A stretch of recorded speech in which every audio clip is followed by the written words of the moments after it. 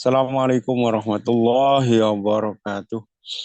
Alhamdulillahilladzi faddalana ala katsirin min ibadihil mu'minin. Asyhadu an la ilaha illallah wahdahu la syarika lahu lahul haqqul mubin. Asyhadu anna sayyidana wa nabiyyana Muhammadan abduhu wa rasuluhu wa adila min. Allahumma shalli wa sallim wa barik ala sayyidina Muhammadin wa ala alihi wa sahbihi ajmain amma ba'd. Ilahi anta maksudi wa ridha kama tubi a'tini muhabbata kama wa ta'tini ma'akabada. Hadapan guru-guru kita Lisilatori Koko Diriya Naqsyabandiyah Pondok Sirana Asaf PPKN, wabil khusus kepada Syekhina wa Mursidina wa Rabi Ar-Rahina Hadrati Syekh Muhammad Abdul Ghaz Qaddasallahu Sirau Al-Fatihah. A'udzu billahi Bismillahirrahmanirrahim. Alhamdulillahirrahmanirrahim. Maliki yaumiddin. Iyyaka na'budu wa iyyaka nasta'in. Shiratal mustaqim. Shiratal ladzina an'amta 'alaihim ghairil maghdubi 'alaihim waladdallin. Segenap para ketua Syekh Mursid yang hadir pada Munafiqun Internasional pada kali ini, diantaranya adalah yang mulia Romo Yai Mustafa, Romo Yai Mahya, Romo Yai Imam Setiono, Romo Yai Anang Azari, Ayahanda Profesor Edi Sunario, Bunda Cahaya, Bunda Dr. Sari, Bapak Profesor Piatno. Wabil khusus kepada Sohibul Hajat pada pagi hari ini, Ibu Hajah Hartia dan seluruh keluarganya. Semakin diberikan keberkahan semuanya, segalanya, selamanya. Dari Allah melalui guru-guru kita, bil khusus melalui pengesabah. Iwan afat yang dimakan Allah Subhanahu wa Ta'ala. Pada pagi hari ini, pada hari ini adalah kita ada di hari Rabu yang terakhir di bulan Shofar. Yang kita kenal dulu dengan Rebo Wekasan, Rebo Akhir, Rebo Pungkasan. Di mana di hari ini di beberapa catat dalam sejarah adalah banyak sekali bencana yang terjadi di hari ini. Banyak musibah, banyak bala. Di antaranya adalah ditenggelamkannya kaumnya Nabi Nuh, konon yang ada dulu, itu pada hari Rebo Wekasan, Rebo Akhir di bulan Shofar. Juga kaumnya Nabi Hud didatangkan angin dahsyat hingga tertimbun pasir.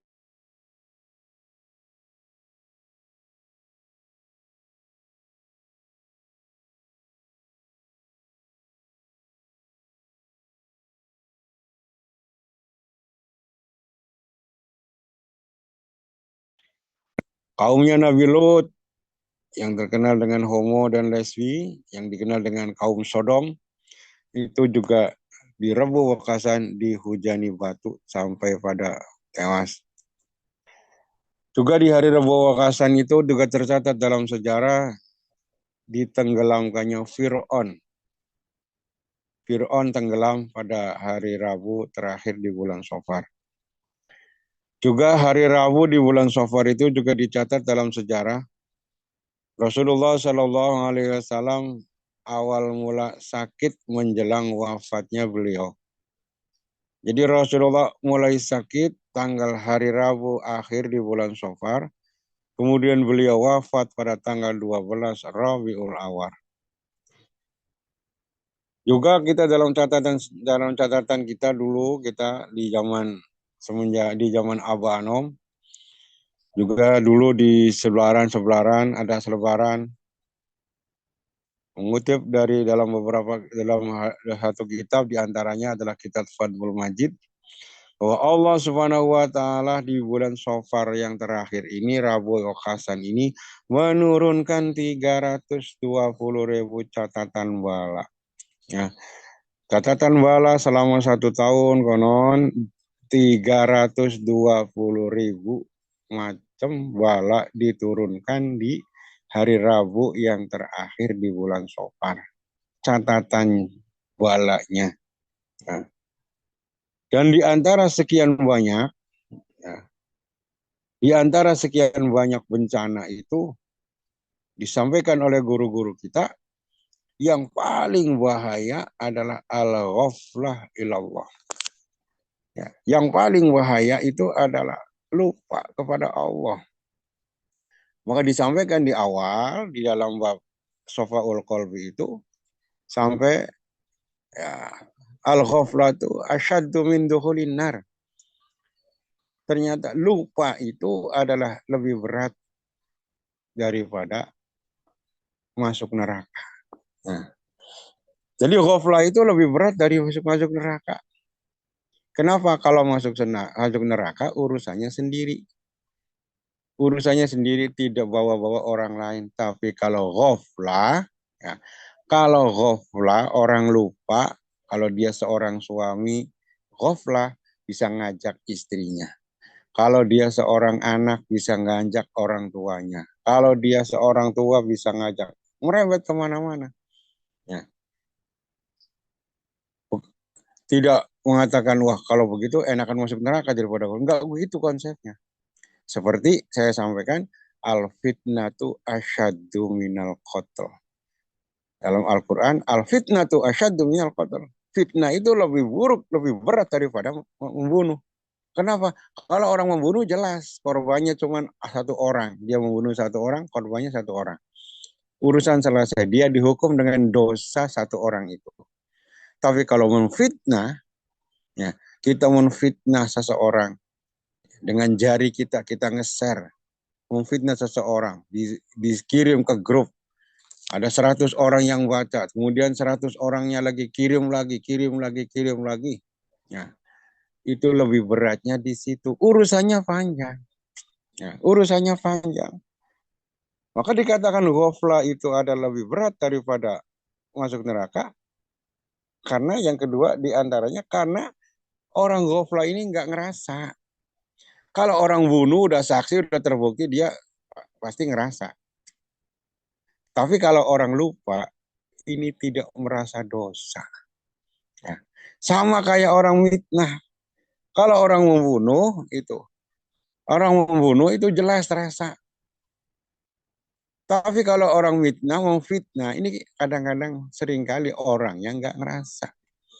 Inilah pernah saya sampaikan. Inilah bedanya penyakit hati dengan penyakit lahir, penyakit zahir dan penyakit batin. Kalau penyakit lahir, nah, ini yang bersangkutan yang ngerasain sendiri. Orang sakit gigi, orang sakit kepala, orang sakit perut, dia sendiri yang ngerasain, orang lain nggak merasakan. Ya, orang-orang di sekelilingnya nggak ikut sakit gigi, nggak ikut sakit perut, nggak ikut sakit kepala. Tapi kalau orang sakit penyakit hati, penyakit rohani, dia sombong, dia pelit. Ini yang bersangkutan nggak ngerasa. Ya. Yang bersangkutan nggak ngerasa pelit, nggak ngerasa sombong. Yang merasakan kesombongan dia, yang merasakan kepelitan dia adalah orang lain. Orang lain yang merasa nggak nyaman atas kebakhilan dia. Orang lain yang merasakan kesombongan dia. Mungkin bagi dia yang sombong enak-enak aja. Siapa yang sombong? Saya nggak sombong. Siapa yang pelit? Saya nggak pelit. Yang merasakan adalah orang lain. Nah, maka dikembalikan. Yang paling bahaya di antara 320.000 macam ini adalah ghaflah. Dan ghaflah ini, orang-orang ghaflah ini adalah penyebab utamanya adalah tidak bisa menjaga lisan. Orang ghaflah ini adalah kebanyakannya tidak bisa menjaga lisan. Awalnya, mulanya tidak bisa menjaga mulut. Ya, banyak ngomong, banyak cerita, banyak. Ya. Jadi penyebab ghaflah ini adalah banyak ngomong. Maka Nabi pesan, ya, la tuksirul kalam min ghairi dzikrillah. Jangan banyak ngomong kalau tidak urusannya bukan zikir. Karena orang banyak ngomong pasti banyak salahnya. Orang banyak salah pasti banyak dosanya. Ya. Maka di bulan Safar ini kalau orang-orang Cirebon itu pada bikin kue yang namanya apem. Dibagi-bagi disedekahkan. Bikin apem yang terbuat dari tepung, dikasih gula, dibagikan apem. Kenapa apem? Ini adalah bahasa Arab afamun, afamun, famun. Artinya adalah mulut, jaga lisan. Ya, jaga lisan mulutmu harimau. Banyak orang selamat karena menjaga lisan, banyak orang juga terjerumus ke dalam neraka gara-gara lisan. Nah, maka jaga itu lisan. Maka di dalam konsep guru kita, ya, dulu di zaman Abanom, begitu banyak 320 macam bala, ada sholat lidafil bala tahunan. Namanya sholat lidafil bala tahunan. Ya, yang dilaksanakan di pagi hari di Rebo Wakasan. Yaitu dilaksanakan 4 rakaat di pagi hari. Ya. Tapi sholat Rebo Wakasan ini oleh guru kita pengersa apa? Ya. Sholat ini udah diperbaharui, udah ditajdid, udah direvisi, udah dikemas kembali dengan lebih apik, lebih baik dengan sholat isti'anah. Ya. Karena kata beliau nggak mungkin bala sebanyak itu hanya ditangkis dengan 4 rakaat setahun sekali lagi. Maka sholat ridha fil bala yang tahunan ini dirubah menjadi sholat isti'anah. Dilaksanakannya nggak setahun sekali, tapi setiap hari isyraq, istikharah, istikharah, isti'adzah, istikharah, dan isti'anah yang sekarang disambung dengan duha. Ya. Maka dalam salat isti'anah ini, ya, salat isti'anah ini semua surat-suratnya sama. Al-Ikhlas 17, Kulhu 5 kali, Al-Falaq 1 kali, An-Nas 1 kali. Ini adalah pembaharuan tajdid dari salat yang Rabu akhir itu. Maka bagi kita ikhwan tekian ponakan saudara sirna rasa sekarang tidak ada lagi istilah Rabu Wakasan. Ya, nggak ada nanya lagi, ini Wakasan amalannya apa? Sudah ditajdid, sudah diperbaharui dengan sholat isti'anah. Nah, sholat isti'anah yang kita laksanakan, ini luar biasa. Ya kalau dulu hanya 1 tahun sekali 4 rakaat, sekarang luar biasa. Setiap hari. Ya, kita oleh guru kita diperbaharui. Ini. Biar apa? Biar kita benar-benar bukan saja terhindar dari bencana, dari bala, ya, yang lebih penting lagi kita bisa melewati bencana itu, kita bisa melewati bala itu, bisa mengatasi, bisa dikasih kesabaran oleh Allah Subhanahu wa taala. Itu yang penting. Ya. Sebab yang namanya bala, yang namanya ujian itu nggak akan terlepas dari kehidupan manusia. Tidak ada di muka bumi ini orang yang lepas dari ujian dari Allah. Itu sudah dinas oleh Allah dalam Al-Quran. Wala nabluwannakum. Wala nabluwannakum. Sungguh aku akan uji kamu sekalian. Ini fi'il mudhari. La nabluwannakum. Fi'il mudhari yang diberi kasih nun taukid sakila kalau dalam ilmu nahwu. Ini yadhullu alal istimrar. Jadi menunjukkan kepada terus-menerus. Ya, artinya apa? Bala ujian yang diberikan oleh Allah kepada kita manusia akan selalu terus-menerus. Ini belum selesai, kadang-kadang ini ada lagi ujian, ada lagi. Nggak akan selesai-selesai. Nggak masalah, itu ada resiko orang hidup. Itu resiko orang hidup. Orang hidup pasti ada masalah. Ada diuji dalam ujian Allah Subhanahu wa taala. Ya, seperti orang sekolah. Udah resiko kalau orang sekolah pasti ada ujian. Ya, kalau nggak pengen ujian, nggak usah sekolah. Kita orang hidup ini pasti ada ujiannya. Ya, nggak di ekonomi, di kesehatan, nggak di kesehatan, di keluarga, nggak di keluarga, di tetangga, dan semua pasti ada.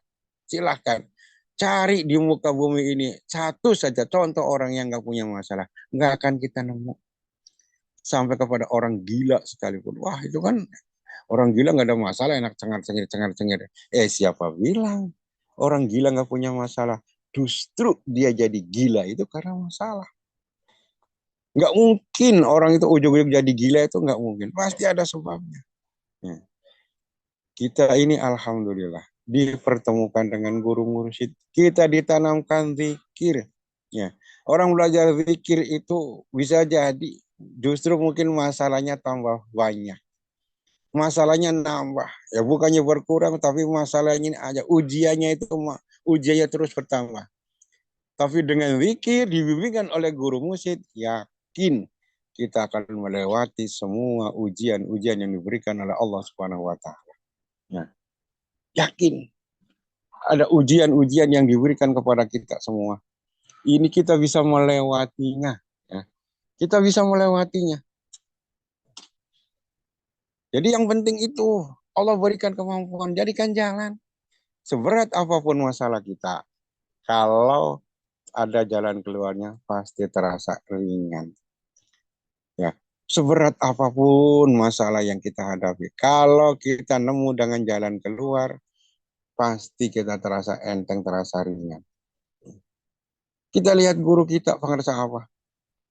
Ya, guru kita pengersa selalu tersenyum, selalu bahagia. Di sini senang, di sana senang. Bukan berarti beliau nggak punya masalah. Karena kita tahu sendiri, setiap murid-muridnya yang datang kepada beliau ngadu tentang masalah. Ya, saya yakin yang curhat kepada Pangersa Allah rata-rata bukan cerita yang enak-enak. Bukan cerita keberhasilan, alhamdulillah apa usaha saya naik, alhamdulillah apa bisnis saya lancar, alhamdulillah apa anak-anak sehat. Rata-rata tidak begitu. Cerita-ceritanya rata-rata curhat-curhat yang nggak enak. Allah, anak saya, Pak. Allah, usaha saya, Pak. Allah, rata-rata begitu. Ya. Tapi kenapa beliau selalu tersenyum? Karena beliau yakin semua permasalahan sudah ada jawabannya. Setiap pertanyaan sudah ada jawaban. Setiap permasalahan ada jalan keluarnya. Asalkan kita selalu bersama dengan yang maha segalanya. Zikir khofi. Zikir khofi. Maka semua masalah akan selesai. Karena semua adalah dari Allah. Semua dari Allah.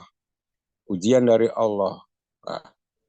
Ujian dari Allah, musibah dari Allah, balas semua dari Allah. Pasti kalau kita bersama dengan Allah, kita akan diberi jalan keluar yang terbaik oleh Allah Subhanahu wa taala. Ya terkadang kita mungkin sakit. Terkadang segala sesuatu yang kita miliki ini diambil oleh Allah Subhanahu wa taala. Kalau orang-orang yang zikir, ya, orang-orang yang selalu ingat kepada Allah, dibimbing oleh guru mursyid, dia akan tahu, wah pasti khusnudan kepada Allah, segala sesuatu yang kita diambil dari Allah yang mungkin kita sudah pegang, ini bisa jadi akan diganti yang lebih baik oleh Allah Subhanahu wa taala.